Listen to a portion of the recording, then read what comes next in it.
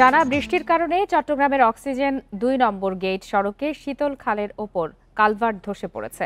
ফলে সড়কের এক পাশে যান চলাচল বন্ধ রয়েছে, অন্য পাশে যান চলাচল সীমিত করায় দেখা দিয়েছে যানজট।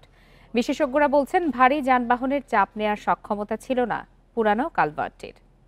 বান্ডেল থাকলে প্রতি সেনমানিতে টাকা বাঁচবে। বিকাশ সেনমানি বান্ডেল কিনে জিতুন প্রতি লেনদেনে। বুধবার রাত থেকেই চট্টগ্রামে চলছে হালকা থেকে ভারী বৃষ্টি। এর জেরে বৃহস্পতিবার সকালে জলাবদ্ধতার ভোগান্তিতে পড়ে নগরীর নিচু এলাকার মানুষ। কাদা জল পেরিয়েই গন্তব্যে যায় কর্মজীবী মানুষ। রাস্তায় যানবাহনের সংখ্যাও ছিল কম।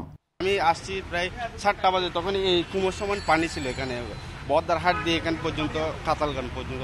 বিগত বছরের তুলনায় এবছর একটু কম, তবে সেটা আরও একটু বেটার, আরও সিটি কর্পোরেশনে ভালো মতো মনোযোগ দিয়ে আরও ড্রেনগুলো যদি নিয়মিত পরিষ্কার করা হয় তাহলে সামনের দিকে আরও ভালোভাবে আমরা বসবাস করতে পারবো। ২ নম্বর গেট থেকে অক্সিজেনমুখী বাইজিদ বোস্তামি সড়কে শীতল ঝর্ণা খালে পানির তীব্র স্রোতের কারণে ভেঙে যায় কালভার্ট।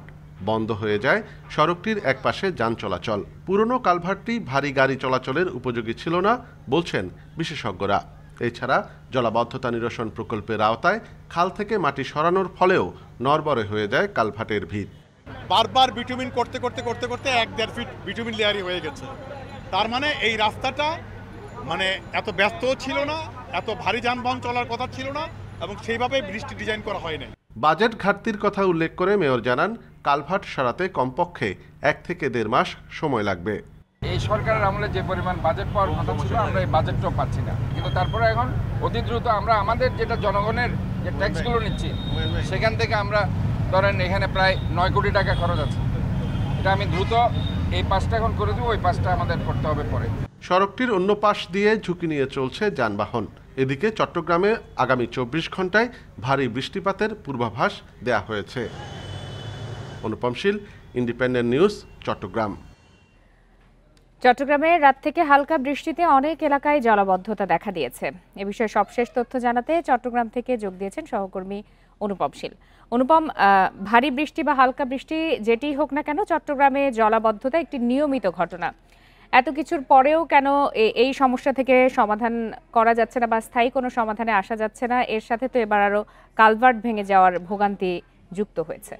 কালভার্ট ভেঙে যাওয়ার ঘটনাটি বা বর্তমান অবস্থা একটু দেখাতে চাই। ইতোমধ্যে কিন্তু এই সড়কে অত্যন্ত বলা যায় যে ব্যস্ত একটি সড়ক, এবং এই ব্যস্ত সড়কটির একটি অংশ ভেঙে পড়ায় স্বভাবতই অন্য অংশ দিয়ে গাড়ি চলাচল করতে হচ্ছে এবং গাড়ির চাপ বেড়েছে।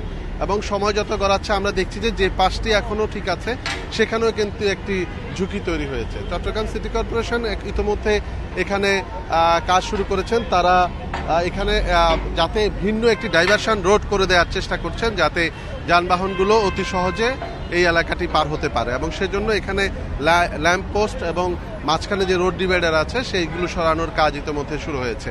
চট্টগ্রাম সিটি মেয়র আজকে সকালে এই জায়গাটি পরিদর্শন করেছিলেন। তিনি বলেছেন যে তার বাজেটের ঘাটতি আছে এবং এই একটি অংশ করতেই প্রায় ৯ কোটি টাকার মতো তারা প্রাথমিকভাবে ধারণা করছেন এখানে খরচ হতে পারে।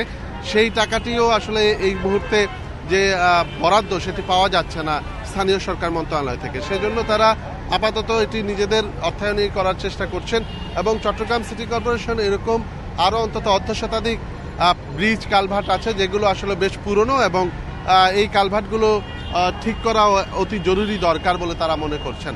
তো আর বৃষ্টির ব্যাপারে যদি বলি, এখন এই চলতি বছর আমরা দেখছি যে মূলত গত কয়েক বছরের তুলনায় কিছুটা পরিবর্তন এসেছে। অর্থাৎ চট্টগ্রাম নগরীতে ৩টি সংস্থার অধীনে, অর্থাৎ পানি উন্নয়ন বোর্ড, চট্টগ্রাম সিটি কর্পোরেশন এবং চট্টগ্রাম উন্নয়ন কর্তৃপক্ষ, এই 3টি সংস্থার অধীনে অন্তত ১৪,০০০ কোটি টাকার প্রকল্প চলমান আছে এখানকার জলাবদ্ধতা নিরসনকে ঘিরে। কিন্তু আমরা দেখছি যে কয়েক ঘন্টা বৃষ্টি বা ঘন্টাখানেক বৃষ্টি হলেই নগরীর নিচু এলাকাগুলো পানিতে ডুবে যাচ্ছে, এবং সেক্ষেত্রে জোয়ারের পানি যদি যুক্ত হয়, অর্থাৎ কর্ণফুলী নদীতে যদি জোয়ার থাকে, এই সমস্যা বা ভোগান্তি আরও বাড়ছে। তো সিটি মেয়র বলছেন যে তারা চেষ্টা করছেন, চলতি বছর কিছুটা কমিয়ে আনার চেষ্টা করেছেন এবং কিছুটা কমে এসেছেও, তবে সামনের বছরগুলোতে তারা চেষ্টা করছেন আরও কিভাবে এই জট বা জলাবদ্ধতা যেটি বলি না কেন সেটি কিভাবে কমিয়ে আনা যায়। তবে এক্ষেত্রে নগরবাসীর একটি দায়িত্বশীল আচরণের কথা তিনি প্রত্যাশা করছেন, যেহেতু নানা নর্দমায় যদি ময়লা আবর্জনা ফেলা হয় তাহলে এই পানি নামতে একটি বড় বাধা তৈরি হয়, সেজন্য তিনি নগরবাসীর একটি দায়িত্বশীল আচরণ প্রত্যাশা করেছেন। চট্টগ্রাম থেকে জানাচ্ছিলেন সহকর্মী অনুপম শীল।